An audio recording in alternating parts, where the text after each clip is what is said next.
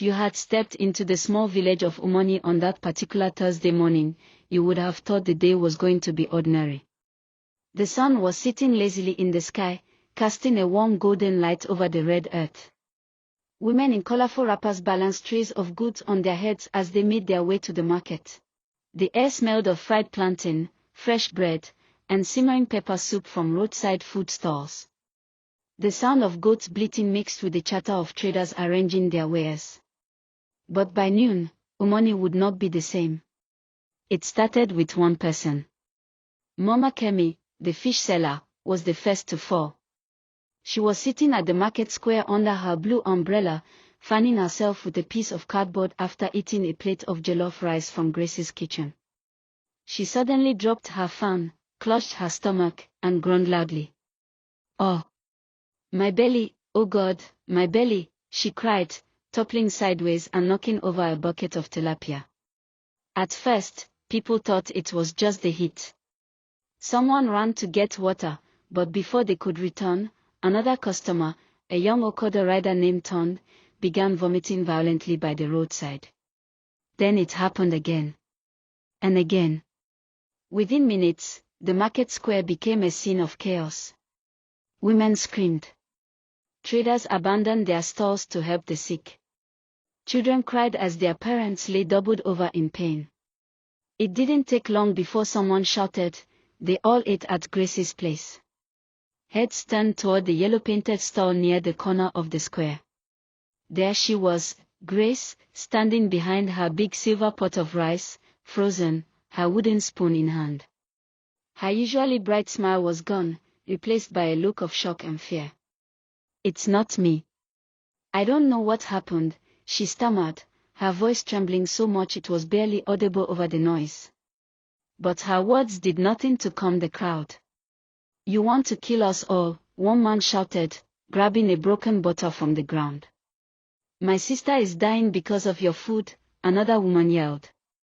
By now, some of the sick had collapsed under the big almond tree in the square, groaning in pain. Others were being rushed toward the clinic in the next town, their clothes stained with vomit. The village elders arrived quickly, led by Chief Okoro. His face was stern. "Grace," he said, his deep voice carrying over the noise, "you will follow us to the town hall. We will find out what happened here." Two of the chief's guards stepped forward. Grace didn't resist when they took her by the arms, but her eyes darted around desperately, as if searching for an escape. And then she saw him. A little boy, no more than 10, stood at the edge of the crowd. His clothes were dusty, his face expressionless, except for his smile. It wasn't the kind of smile a child should have. It was knowing. Almost mocking. And for a split second, Grace felt her blood run cold. The boy didn't move, didn't blink, just kept smiling as she was led away. The market was in chaos. But as the chief's guards escorted Grace toward the town hall, one question echoed in the minds of everyone in Umoni: why would Auntie Grace, the most loved food vendor in the village, poison her own customers? Before that dark Thursday, Grace's name in Umon was spoken with respect. She was the sort of woman who never raised her voice unless it was to call a customer's name in the market. Tall, round-faced, with skin the color of roasted groundnuts, she had a smile that could calm even the most stubborn trader in the middle of a bargaining war. She had not been born in Umoni. She came from a neighboring village, Nori, 20 years ago as a newlywed. Her husband, Daniel, was a soft-spoken tailor whose tiny shop stood near the bus stop. They were young, hopeful, and determined to make something of themselves. Their first business was a humble one, selling akara and pap from a small wooden table under a mango tree. Grace would wake before dawn, grind beans by hand, and fry until the air around them smelled rich with sizzling oil. Daniel would help arrange cups of steaming pap on the table. They made enough to pay rent and keep their small household running. But Grace's skill in the kitchen was extraordinary. Her akara was so fluffy and tasty that even people from nearby villages began stopping by on their way to the market. Within a year, She had saved enough to rent a small spot beside the main market. That was the beginning of Grace's kitchen. Her store was a pride, painted bright yellow, with bold blue letters that read, Grace's Kitchen, home of good food. From sunrise to sunset, the place was always buzzing. She cooked a variety of meals: jollof rice, yam porridge, pepper soup, beans, fried plantain, egusi soup with fufu. She had something for everyone. The customers were loyal. Traders came for breakfast before opening their shops.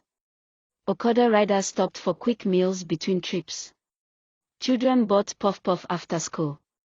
Even Chief Okoro sometimes sent his guards to fetch food from her store.